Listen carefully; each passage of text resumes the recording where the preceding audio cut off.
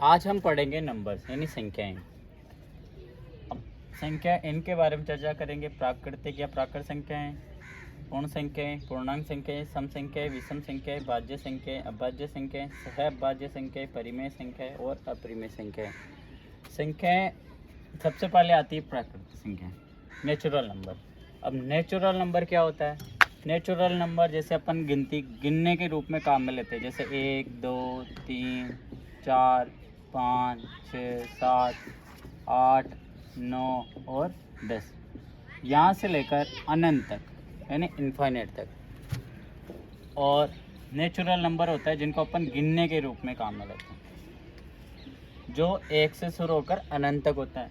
और पूर्ण संख्याएं होती है जो 0 से शुरू होती है, 0 से 1 2 3 4 5 6 7 8 लगभग अनंत तक। अब पूर्णांक संख्याएं क्या है? प्राकृत संख्याएं हो गई, पूर्ण संख्याएं हो गई, पूर्णांक संख्याएं। पूर्णांक संख्याएं होती है, आपने कभी संख्या रेखा देखी होगी, आपने स्कूलों में पढ़ा भी होगा। ये 0 यहाँ होता है, इधर होता है धनात्मक, इधर ऋणात्मक और इधर अनंत तक 1 2 3 4 से लेकर अनंत तक। और इधर -1 -2 -3 -4 से लेकर अनंत तक। मतलब ऐसी संख्याएं जो अनंत से लेकर अनंत तक जाती हो उसे कहते हैं पूर्णांक संख्या। पूर्णांक संख्या में ऋणात्मक संख्याएं भी आ गई, धनात्मक भी आ गई और 0 भी आ गया। क्लियर? अब आती है सम संख्याएं। सम संख्याएं ऐसी संख्याएं जिसके इकाई अंक 0 2 4 6 8 हो, उन्हें अपन सम संख्या कहते हैं। या फिर सीधी परिभाषा कर सकते हैं कि ऐसी संख्याएं जिनमें 2 का पूरा भाग जाता हो वो सम संख्या होती है। विषम संख्या इसका उल्टा हो जाएगा। विषम संख्या जिसमें 2 का भाग नहीं जाता हो, 2 का पूरा भाग नहीं जाता हो, उन्हें विषम संख्या कहते हैं। और दूसरे तरीके से अपन कह सकते हैं कि इनका इकाइकांक 1 3 5 7 9 होता है विषम संख्या का। क्लियर? अब आता है भाज्य संख्याएं। भाज्य संख्याएं क्या होती है? ऐसी संख्याएं जिनमें खुद का और किसी अन्य संख्या का भाग जाता हो, उन्हें भाज्य संख्या। जैसे 4 है, इसमें खुद का भी जा रहा है, दूसरा जैसे 2 का भी जाता है, इसमें 1 का भी जाता है, इसमें खुद का भी जाता है। इसके कम से कम 3 गुणनखंड होते हैं। भाज्य संख्या के कम से कम 3 गुणनखंड।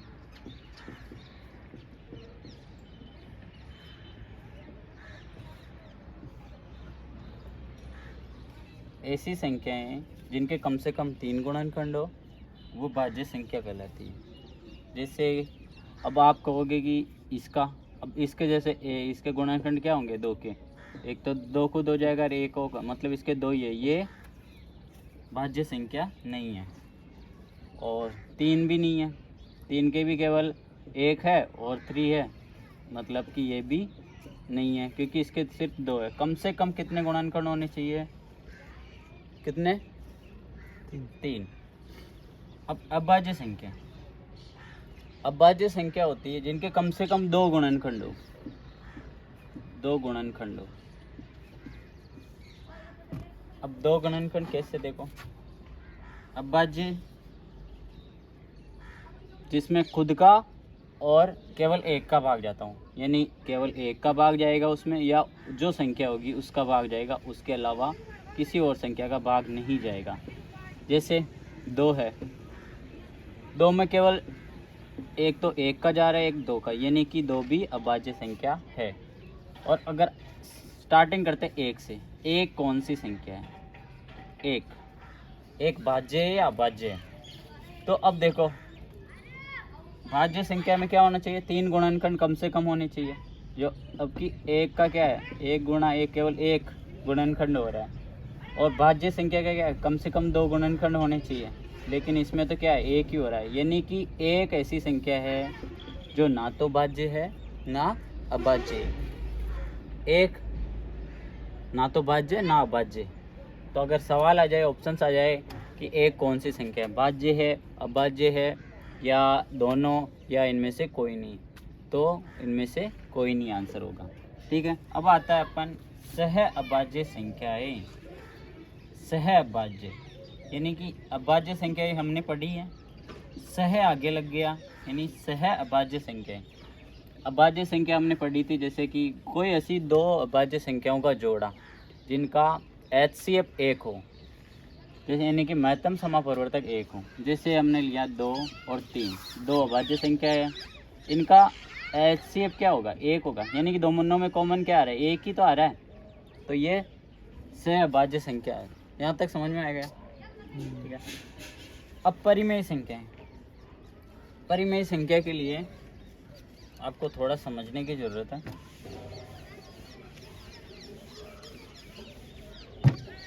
परिमेय संख्याएं पढ़ रहे हैं।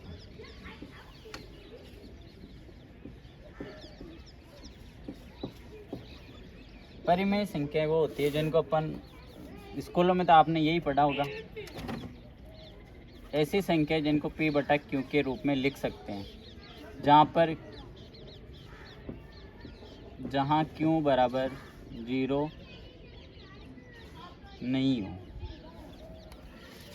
अब ये इसके समझने के देखो, ऐसी संख्या जिनको किसी की भी अपन बटे के रूप में लिखते हैं, 1/3 भी लिखते हैं। ये मानिए कि अंश जो हर है ना, ये हर है ना, ये 0 नहीं होना चाहिए, हर 0 नहीं होना चाहिए, और वो हो जाएगी परिमेय संख्याएं। समझा? अगर कह दें 1/3, ये भी परिमेय हो जाएगी, 2/4, ये भी परिमेय हो जाएगी। परिमेय संख्याएं वो होती है, वे संख्याएं जिनको अपन P बटा Q के रूप में लिख सकते हैं, जहाँ पर Q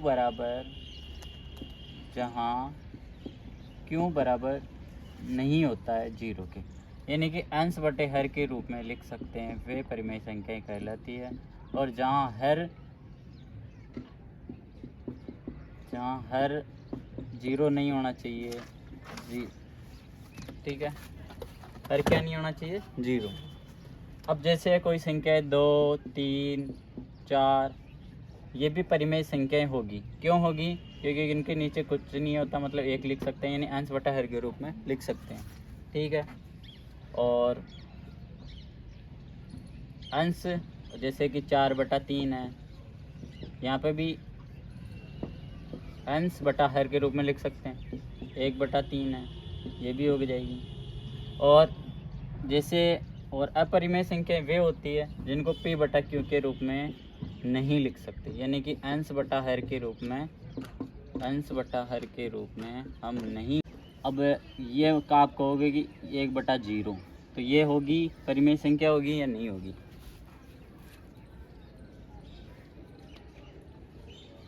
हर 0 नहीं होना चाहिए, तो वो परिमेय संख्या हो जाएगी।